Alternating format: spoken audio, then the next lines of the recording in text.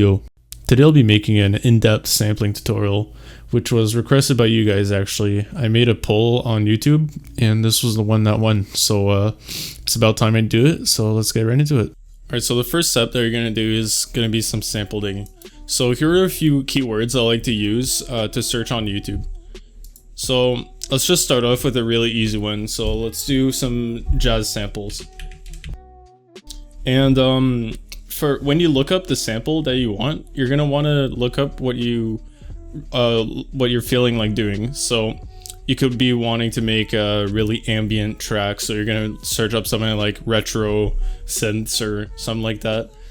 But I feel like I want to flip some jazz right now, so that's what we're gonna look up. And so you're gonna see like immediately that there's gonna be a bunch of sample playlists. So it's like lo-fi samples, sick jazz samples. And I like to avoid the top search ones because those are the ones that are the most popular. So I scroll down like pretty far, and I also avoid the ones that have like only like a few samples because it's kind of a waste of time. Like this one only has 5 of them. And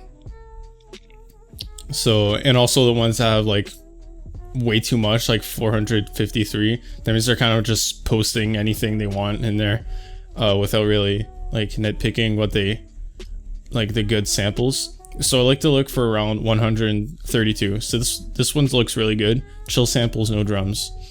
So when you hear the sample, you don't want to be like, oh, I'm just gonna use it because I could sample it. You really want to like feel the sample and be like and like vibe to it before you use it, because that's what makes the process a lot more fun. So what I do is I click this shuffle button right here, and after I click shuffle, I just skim through. So now you see it's at 88, and I just skim through the songs.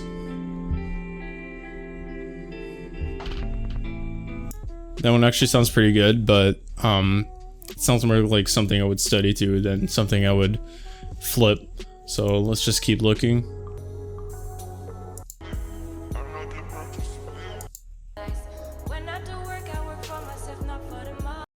Alright, so I think I found my song. It has this is like the perfect criteria for a sample. So there's like a little amount of views, it's well received, and not too many comments on sampling. So that's usually what I look for when it comes to a sample, and this is what it sounds like.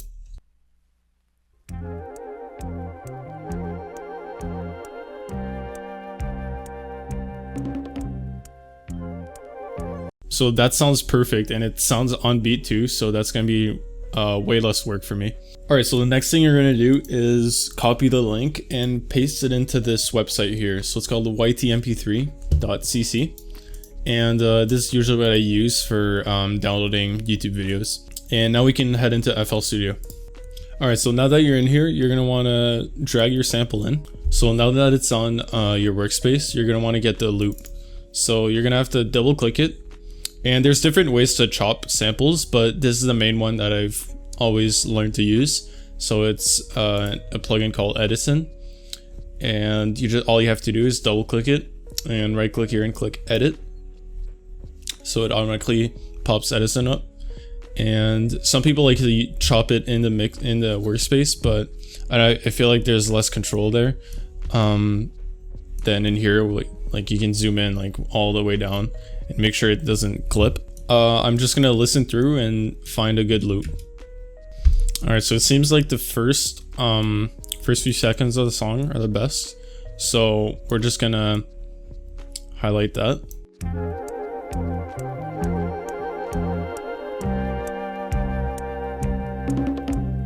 And you're gonna wanna get the loop. So you're gonna click this infinite button here, and you're just gonna try to make it so it loops perfectly. So that's a perfect 4 bars. And another trick is if you click this little magnet here and click snap to zero crossing, that's gonna make sure it like snaps to the end of the little wave here so it doesn't clip. So that's perfect for what we have here. So once you have your loop, all you have to do is hold this and drag it on the workspace. Okay, so now that we have the sample chopped here, you're gonna want to stretch it to the tempo.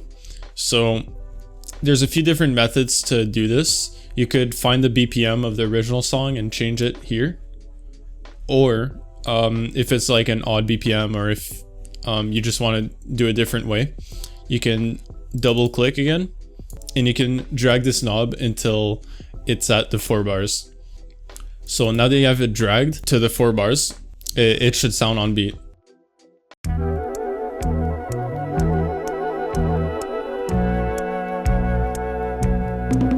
But notice that the pitch has actually changed because we stretched it. But another thing you can do is click mode and auto.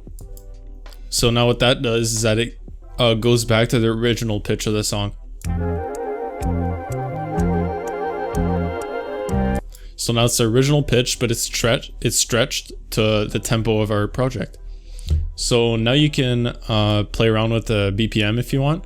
So I'm probably gonna stay with 125. And the next thing you're gonna do for your sample is find the key. So this is something that I see a lot of producers skip, or don't take time to learn how to do. And I think it's like one of the most important steps for sampling. So there's a couple ways to do this, but the main way I do it is with Key Finder. So all you need to do is select the sample here and you're gonna render it out. And once you've done that, you can open the Key Finder software, which is gonna be in the description. And then you just drag and drop the WAV file that you just rendered. And once you have it in here, you just click Run Batch Analysis. So it shows up as a G minor. So the next thing I do is I go into the pattern and I add a sampler. So in the description is also going to be some scales that I pre-made. And the scales are what you're going to have to put in the sampler.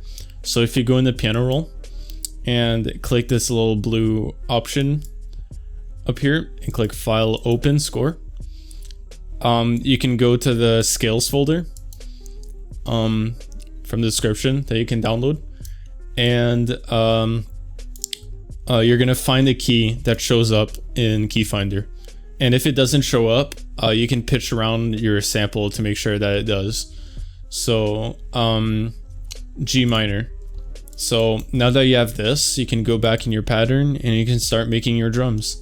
So let's say we want to add an 808 to it. So let's do that. And to make sure that 808 is on key with the sample, you're gonna right click it, edit, and you're gonna click this little flag here and click detect pitch region. So it's gonna show that it's an E. So once it does that, you can go in your options and right click. This should be default, and you're gonna right click until you find E. So this shows E. So now what the default note is gonna be rooted to the E. Okay, so now that's done, you can play around with the pattern with the sample.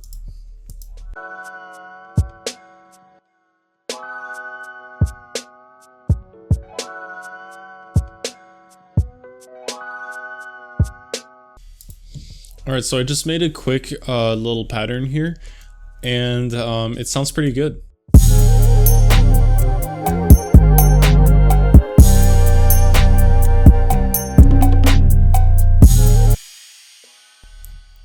And if something sounds a little off, it's most likely because you didn't add any effects to the sample. So that's what we're gonna do next, and it's a key part that I do to every song.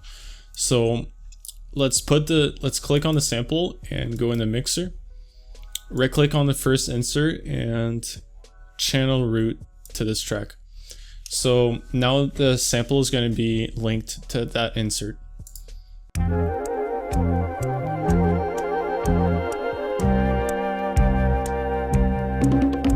So you're going to want to delete all the low frequencies from this sample.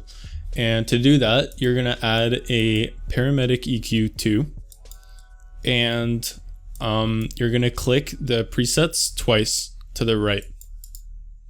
So that's gonna set this little default plugin here, 20 Hertz, 18 Hertz cut.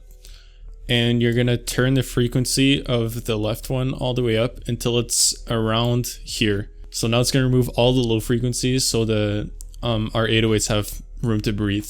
And the next thing you're gonna do is mixing and leveling, but that's gonna be for another tutorial. So now that you have the basics down for sampling, you should be ready to do some great tracks. So thanks for watching, and I'll see you next time.